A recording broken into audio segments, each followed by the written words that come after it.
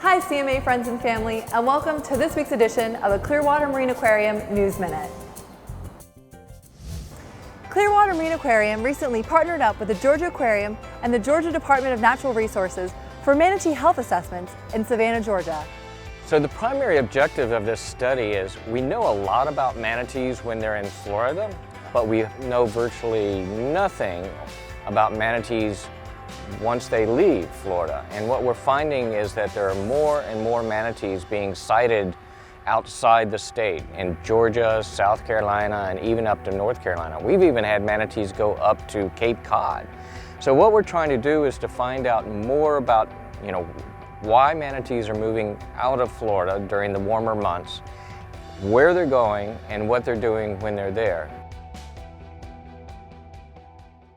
So one of the other cool parts about tagging some of these animals that are out of state is we can get a better understanding of when and how and why they come up into these areas to find food or shelter, and then when they're actually going back to Florida.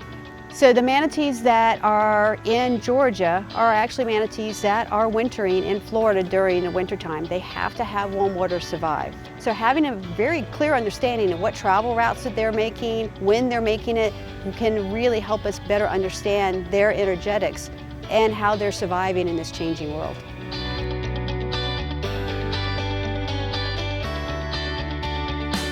We truly appreciate our partners and the expertise they provide, making this type of work possible. Sea turtle nesting season continues on the beaches in Pinellas County, Florida until the end of October. And we've had a statistically normal year, until recently when our team came across a leucistic hatchling. This genetic deviation is very rare, but not to be confused with albinism. At first glance, it may look albino since it lacks the typical pigment and coloration of a loggerhead sea turtle.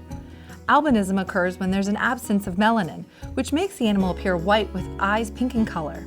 Leucism is similar, but the sea turtle still has some pigmentation and its eyes are often normal in coloration.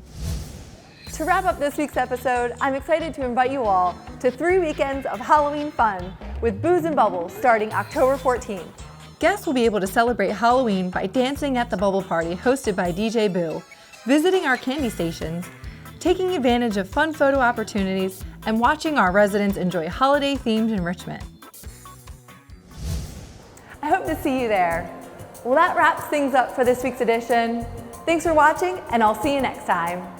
For more information about our events and our work to rescue, rehabilitate, and release marine life, visit cmaquarium.org.